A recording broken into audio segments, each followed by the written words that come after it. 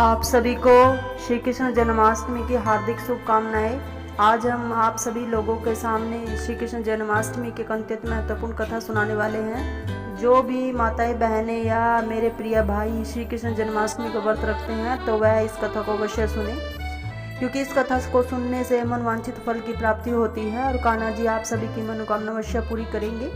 आज की इस वीडियो के माध्यम से हम श्री कृष्ण जन्माष्टमी की कथा कहानी सुनाएंगे। और जैसे कि आप सभी को पता है कि जन्माष्टमी का व्रत भाद्रपद में कृष्ण पक्ष की अष्टमी तिथि को मनाया जाता है और श्री कृष्ण जन्माष्टमी को भगवान श्री कृष्ण के जन्मोत्सव के रूप में मनाया जाता है। भगवान श्री कृष्ण का जन्म भाद्रपद कृष्ण पक्ष की अष्टमी को बुधवार के दिन रोहिणी नक्षत्र में अर्धरात्रि के समय हुआ था। जन्माष्टमी का व्रत पूरे साल में रखे जाने व्रत में सबसे बड़ा माना जाता है। इस व्रत को करने से मनुष्य को सर्व सुख प्राप्त होता है और ऐसी मान्यता है कि जो कोई भी जन्माष्टमी का व्रत करता है उसे उस पूरे साल के सभी व्रत करने जितना पुण्य मिलता है। 1 करोड़ एकादशी का व्रत करे तब जाकर एक जन्माष्टमी व्रत के फल के बराबर पुण्य मिलता है।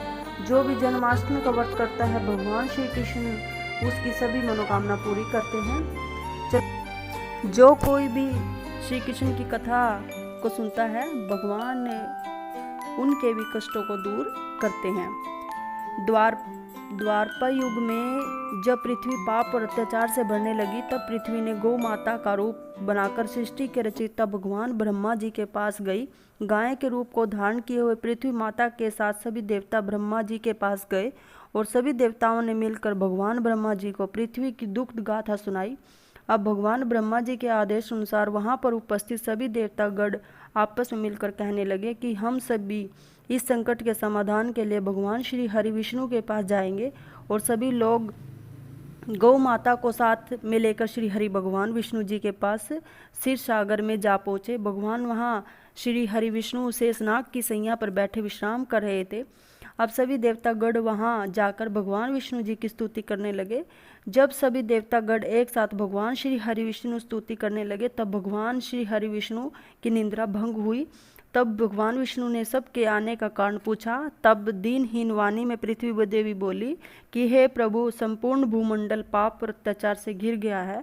पृथ्वी पाप और अत्याचार से त्राही त्राही करने लगी है, इसलिए हे प्रभु कृपा करके आप इस संकट का निवारण करें और पृथ्वी को संकट से मुक्त करें। यह बात सुनकर भगवान श्री हरि विष्णु जी बोले कि ठीक है, मैं पृथ्वी को समस्त दानवों से बचाने के लिए मैं ब्रज मंडल में वासुदेव और कंस की बहन देवकी के गर्भ में जन्म लूंगा। इसलिए तुम ब्रज भूमि में जाकर यादव कुल में अपना शरीर धारण करो और मेरे द्वारा की जाने वाली बाल लीलाओं का आनंद लो। तब इतना कहकर भगवान श्री हरि विष्णु अंतर्दीन हो गए। अब सभी देवता और पृथ्वी देवी ब्रज भूमि पर आकर यादव कुल के नंद, यशोदा और गोपियों के रूप में पैदा हुए। इसके बाद कुछ दिन ऐसे ही व्यतीत होते गए। कुछ दिनों के बाद वासुदेव और देवकी अपने साले कंस के साथ गोकुल में जा रहे थे। पृथ्वी को अपने आतंक से त्राही त्राही करने वाले और कोई नहीं देवकी का भाई कंस था।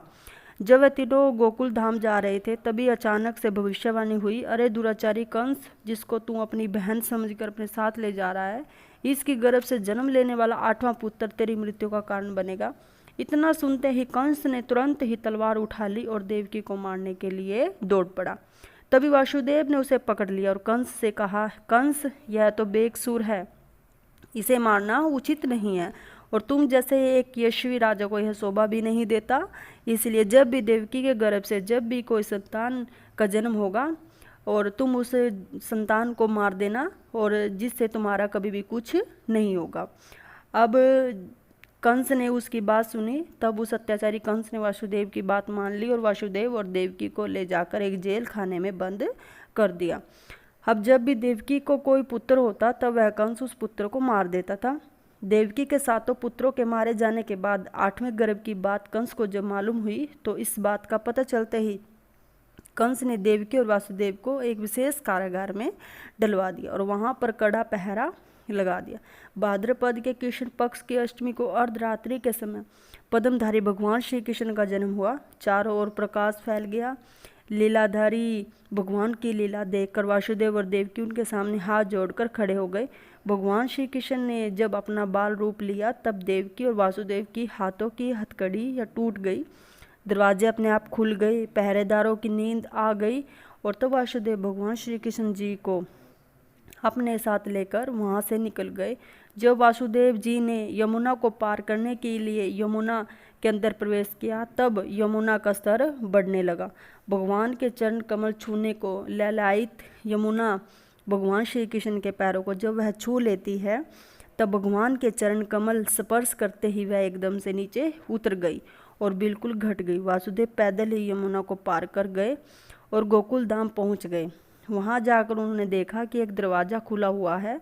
खुले हुए दरवाजे और सोई हुई यशोदा मैया को देखकर बालक वासुदेव ने बाल गोपाल श्री कृष्ण को उन्होंने वहीं सुला दिया और मैया यशोदा के पास सोई कन्या को लेकर वापस चले गए।